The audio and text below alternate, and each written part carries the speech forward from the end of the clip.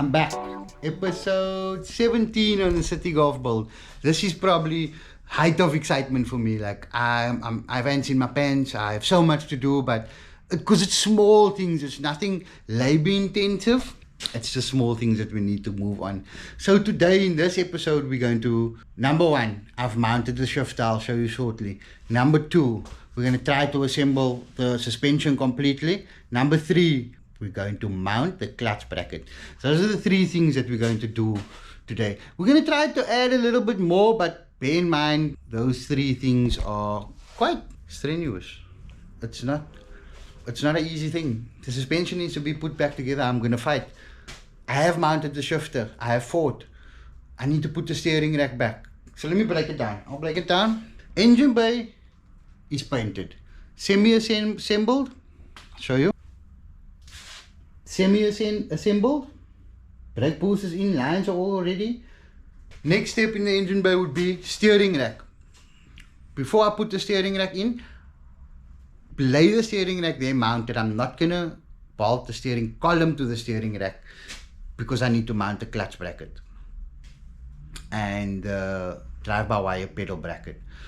And then I'll get onto the suspension. Suspension would be control arms in. Put the ball joints in the control arms, the bushes is already there. The steering rack is fully assembled. Top shock mounts. I need to remove the helper springs. Then I need to bolt it onto the car, put the brakes back on. I'm not going to put the ball joints. I'm not going to put the ball joints yet. Drive shafts need to go in. So I need to assemble the drive shaft, the inner CVs that I DIY reconditioned. I need to put new grease in, assemble, put the bolts and everything on correctly. So that's a task for today. Stay tuned. Let's get this build going, man. Yeah, let me show you the shifter. So we got let me get some light in here. It's a bit too much light, Jason. So that's our shifter. I had to, if you look here, I had to grind away some of that. And then I had to drill holes, which I drilled in the incorrect position. I kind of made a template which was incorrect. And then I struggled a bit, grinded, and then I had to grind a piece off of the shifter itself. But I'm happy with the position that it's in now. It's solid, it's not going anywhere. I haven't tested the center console yet, but I'll test that shortly. So that's the shifter mounted, number one, mounted. So what we can do is mount shifter complete. One more task off the list. A lot of this video, I decided I'm not going to film as I go. I'm just going to speak about what I'm doing because it's small things, it's basic things. If you don't know how to install control arms or ball joints, I'll just search in YouTube. MK1 control arm, ball joint replacements, shock mounts. I'll give you a little bit of a explanation, but I'm not going to give a big explanation because it's similar process to installing original shock mounts, just that it's camber plates. But for now, I'm going to clean up a little bit, and I'm going to get on to the rest of the jobs. Okay, so shifter's mounted. This is what we're going to be doing next. As you can see in front of me, steering rack complete, new rack ends, new tie rod ends, greased up, sealed with the boots. Everything's good to go. The bushes is on there. I know I said I'm not gonna go poly, but I'm starting to feel like it's almost like, while you're there, why not? But I'm gonna see. Andre's rubber did tell me, why don't you just use silicone and push it back on, push a bracket back on, smear silicone on the outside, push a bracket back on, shouldn't have a problem. So we have control arms, new poly bushes, new ball joints bolted, torqued. So that's ready to go on. Now we just need to sort out drive shafts. I need to put the inner CVs on. Let me show you the inner CVs. So what I did with the inner CVs is I just stripped it down. I inspected it for any ridges. I literally took all the grease out, cleaned all the bolts, did what I needed to do. So now what I need to do is put it on, stack it with grease, with a lot of grease, and then yeah, put it one side so that I can put it in the car when I'm ready. And that's what I'm gonna do. Let me put you on a tripod and let me do this.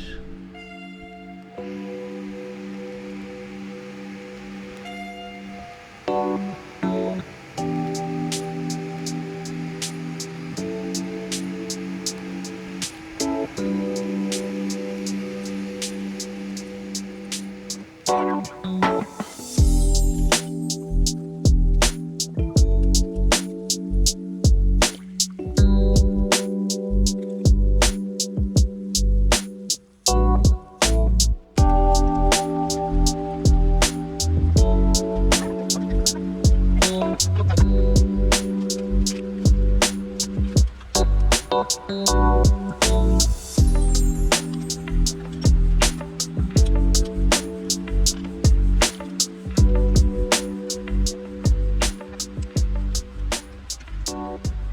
surprise is we got some camber plates from ESTech. They seem pretty solid. They don't seem like they would be a problem. Quite a few adjustments on it. First reason why I'm replacing the shock mounts. I'm not sure if you remember from a previous episode, I replaced the shock mounts when I did the coilover install. Just before I pulled the car towards its final resting zone, the shock mounts was making a very funny sound. I wasn't happy. So I thought, okay, what's the next best thing? A set of shock mounts aftermarket is about 600-700 rand. I think 350 each, 330 each or something. This was a bit more pricey, but I thought, okay, cool, I would like to do a couple of track days with the car, and having the ability to adjust camber for cornering and things would be lovely. So it's like two birds type of thing with one stone. I haven't seen much reviews on them for the Golf, but they look good and they feel good. So let me install these onto the shocks. I'm going to removing the helper spring. As a lot of you guys commented, removing the helper spring should help quite a bit with the car being very bouncy and not enjoyable when it's low. So yeah, let me do that.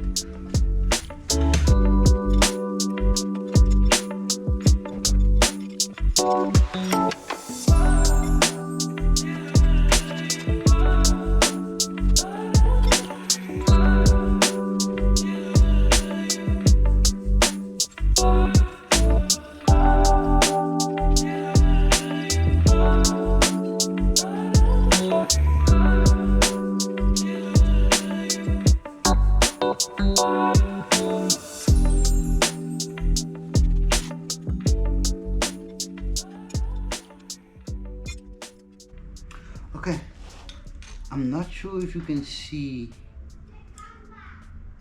the bolt is not all the way flush and I don't think I'm happy with that.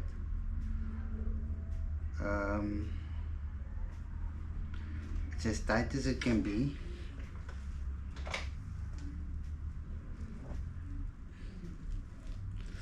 But I honestly don't think I'm happy with that.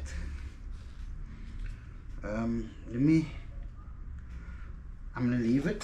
Let me do some research quickly to see what type of bolts people are using when they're putting camber plates onto the Citi Golf. Let me just check that out. I did do some research. A lot of them just like this. I am planning on getting another bolt. It will be easier to put another bolt on once the car's on the ground. So just for the meantime, I'm gonna leave it like this. I'm not sure exactly where this camber would be, how many degrees it would be, if it's positive or negative. We need to take the car for alignment to see that. Okay, so this is the passenger side one. We will play around with the camber on the alignment. I need to actually find somebody that would be willing to play around with it when I do the alignment, but I'll make marks. So I'll say this will be 0 degrees, this will be negative. We're mainly going to go negative. Negative 3 to 4 degrees is what my research tells me. Lorenzo, if you're watching, let me know what you're running on the Mark II. That's the camber plates installed. Next job would be steering rack. I'm not going to film. I'll show you guys when I'm done. Suspension is assembled. Oh, I didn't tighten that bolt. What a mission to get this control arm in with the poly bushes. Every time I do it, I've done it about maybe 6-7 times in my life. I always struggle. I'm not sure if it's the bushes, but it's just always a struggle. I'm going to do the brakes. I'm going to put the brakes back everything's bolted. Shock is in. Same that side. As you can see, steering rack is in. Shifter cables is in.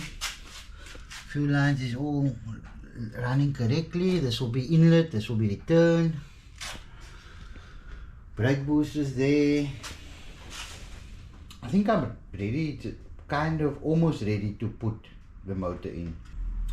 I do have one more job, and that is mounting the clutch bracket. So I'm going to start on that. It's quite a big job. I was going to do a full complete DIY, but I'm not going to. What I will do is I will put the contact details of the guy Jandre who makes the clutch bracket up into the description below or somewhere on the screen. You guys can make contact with him. He solves it. It doesn't come with a pipe. So my goal now is, I'll show you, is to just mount the clutch bracket so I can bolt the steering knuckle back onto the steering rack, and that way the motor can be in. I will have access to it underneath the car once it's bolted in, so that's not a problem. That over there is what I'm about to fight with. This whole assembly, brackets, everything needs to come off. I'm gonna fight, and I'm gonna fight hard and strong. But I'm happy with the progress. We're making progress, guys. We are making some real progress on this build, and I'm happy. But I'm gonna try to get all of this done in this episode, because the next episode is dedicated to one thing. I'll let you guys guess and think about that by yourself. I'm not gonna tell you. But yeah, so I'm gonna change my clothes, get into some dirty clothes so that I can get some dirtiness on me, and then I'm gonna tackle the clutch bracket. Alright, so guys, sure, in the last clip my attention was going to be placed onto the steering rack, and I wanted to get it completed this episode, but it's not looking good. Let me show you what I'm talking about. It's the steering, not the steering rack, the steering column. So this is the steering column. It's bolted through here onto the bracket. Let me show you. Come right onto that bracket, and then it goes through over there. The problem I faced was it had security bolts. VW has a security bolts where it doesn't have a head, so you can't screw it. It's difficult to grind it off with a big grinder, so I struggled for hours with that security bolts. I struggled initially with the ECU, but this time I struggled a little bit longer. Carrying on. This is a clutch bracket that I bought from Jandre. I put the number in. Comes with U-bolts. So it comes with these U-bolts. You put them through here.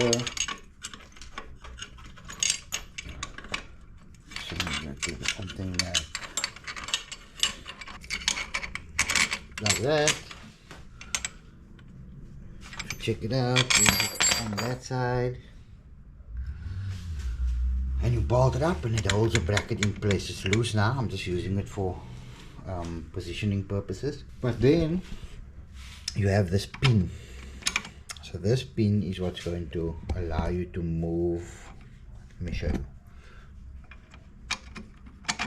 What's going to allow you to move when you push the pedal in, pushes the master cylinder in. When you pull it out, pushes it out. Okay, you can't really pull it out, so, and then it comes with a spring that goes in here. You stretch it, you put the spring here. As you can see, I did make a slight punch hole that jumped. You drill a hole into here, you put the spring onto here. So the problem that I'm having, I was initially, when you get it from Jandre, you can ask him to put these tabs on for the U-bolts, or he can sell it to you without the tabs and then you weld it. So I wasn't planning on welding it, and then I came to the part where I needed to, the pin initially, you can see I drilled the hole. So the pin should initially be here. In the hole, you drill this hole. I think it's a, I'm not sure what size it is, maybe an 8mm, drill bit in there. And then as I started drilling, I just decided, why don't you first check it and make sure that everything's aligned correctly. And then to my surprise, if you look, you even moving the cylinder back, I'm not getting that position or this lever arm to go here. Like it's gonna push it too much down, and I feel that the movement of it is not going to be straight. So I then decided I'm gonna open this hole a little bit.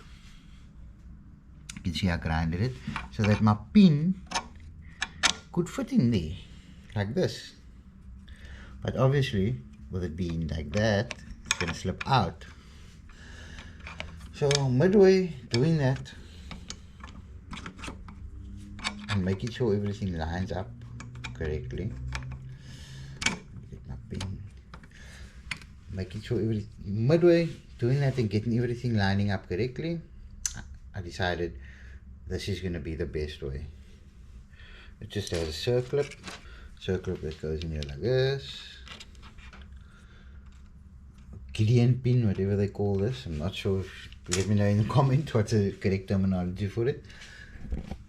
And then it should be good. But now, obviously, with it being the one side being open,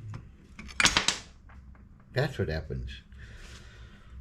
So I then decided, okay, back to my Wilderman. I'll take this whole thing back to Wilderman, and I will actually weld this bracket onto here, weld the pin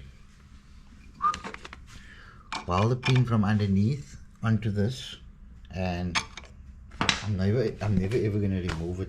I just opted to having the U-bolts because I don't have a weld at my disposal. I have to take this, go to Wilderman, clean it up, beg him to weld. I'm joking, I don't need to beg him. He's a very cool guy. Get him to weld it. I'm gonna try to weld it myself, especially the pin. I'm gonna definitely give it a go to weld myself. But then I also had a realization, what type of material is this pin, and would we be able to weld it to this? So I went through like a whole lot of thought processes and things to get it going, and this is where I'm at. So unfortunately, that would not be done in this episode. I'm really trying my best to release an episode every week, but these things happen where you can have all the parts ready to go in. It's just up to fitment, but in any type of conversion or build, you're going to run into a little bit of hiccups where it takes a little bit longer than you expected. For example, the spray job. Little bit of advice for anybody that's building a car. Even if it's your first time, you have no experience, don't let it kill your spirits. Like we would say in South Africa, I make sure that I'm going to cap on. No matter what the build's going to throw at me, I'm going to cap on. So unfortunately, in this episode, we won't be finishing the clutch bracket, which is kind of a blessing in disguise because I need to get a pipe. Maybe I can get a pipe and make sure I fit it when I fit the steering column back. We'll see. But for this episode, I have one more thing I want to show you. Okay. So while we are here doing the steering column, this bracket is for the drive by wire pedal. Because we're not using a cable, we're going drive by wire with the ME7.5. So this is the bracket, and I'll put a picture somewhere up on the screen. It literally just, I haven't figured out how it works exactly yet, but it's supposed to bolt somewhere here. It's supposed to go somewhere here, and then once it goes somewhere there, you can bolt your pedal to here. You can either use a nut and bolt, or you can rough nut in here, which I think I'm going to do. These are the points. I'm going to definitely see if I can put a rough nut. These grooves are for the pedal. I don't have the pedal. The pedal's still in the Mark IV, which the buyer of the body said he would give to me, which I doubt I'm going to get, so I'll probably have to buy a pedal. But I'll cross that bridge when I get there. But so I'm just going to try to figure out this. I'm not going to put it on camera. I'm sure you saw in the picture, it looks kind of basic, but it's just not kind of basic. It's very confusing if you haven't done it for the first time. Okay, so back to the planning board. We have installed lower control arms and pushers, installed shocks plus camber, installed steering rack. We have semi-completed installing the bay. This is important things. We're busy with this. We have gotten the ECU immobilizer delete from Jamil. He's busy with that, so I'll get it back in the next episode. We still need to mount the brakes. I haven't mounted the brakes for the only reason is I'm wanting to buy the big VR6 upgrade. But I'm waiting for something to pop up so that I can go purchase that. If not, just to get the car running, I'm going to leave the standard brakes on it. They were good. They weren't in a bad condition. They had enough meat on it. I'll leave that on there. Yeah, so that's what we have completed in this episode. But I'm going to be saying goodbye for this one. I'll catch you guys in the next one. Don't forget to like and subscribe. 5,000 subscribers for 2025. We can do this. We can do this. But stay tuned. Like, subscribe, share, put it on your social media. We are going to be opening social media accounts this year for this page. So we will be adding more content to there as well, mainly pictures and short videos, reels, whatever we can do. But until then, I'll catch you guys. Have a good evening, morning, whenever you're watching. Peace out.